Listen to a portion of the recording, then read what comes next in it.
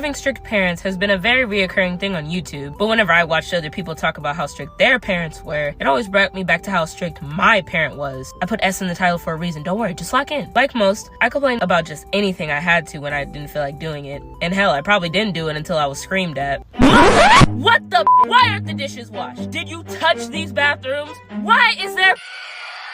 To give myself some credit, I would do them eventually. When it came to grades, though, I thrived for the most part. Couldn't get past the C in math most of the time and faced the wrath of disappointed looks. But we faced a common ground on that since she wasn't that great at math either. But anything else? Ooh, let's move along. My mom was strict, but fair for a while. She still expected things to get done, but I never got in a fair amount of trouble when they didn't get done. And I like school, so whenever my grades went the best, I worked hard to try to improve and understand what I was lacking to the best of my abilities, even if it didn't help my grade. I can still say I put in the effort. It wasn't until later in life, those pesky teenage years, that the disappointed looks started to get a little more aggressive. See, for most of my childhood, my mom was with many different partners, which is an entire story by itself, which, by the way, if you're interested, go ahead and drop a comment and, let me know. Just an idea, just, thinking about y'all. But when I turned 14, 15, she got with someone who we'll call B, just because. B and my mom damn near hit it off instantly. And when we moved in with her a few months later, again, another story, if you're interested, drop a comment, she had a lot more strict rules than my mom and went through extreme measures to make sure I abided by them. For a while, it was hell adjusting to them, but after weeks of getting them wrong, I eventually got my T's and Q's with everything they had me do. I remember this one time, I was chilling in my room pretending to read a book, but being on a phone I wasn't supposed to have, and my mom burst through the door. Malaya's trash day tomorrow. Did you take out all the trash in the house? Yeah, mom, I got it. Did you clean every bathroom in the house? Yep, got done. Did you clean the entire kitchen, including the old food out the fridge? Yes, ma'am. Did you walk the dog yet? Yep, did it as soon as I got home, so she could potty. Did you vacuum? Done, Swiffer. Right after I swept, of course. She paused, her face riddled with annoyance. She looked around my room, not a pillow out of place. Then she said with an irritated tone, did you touch your homework?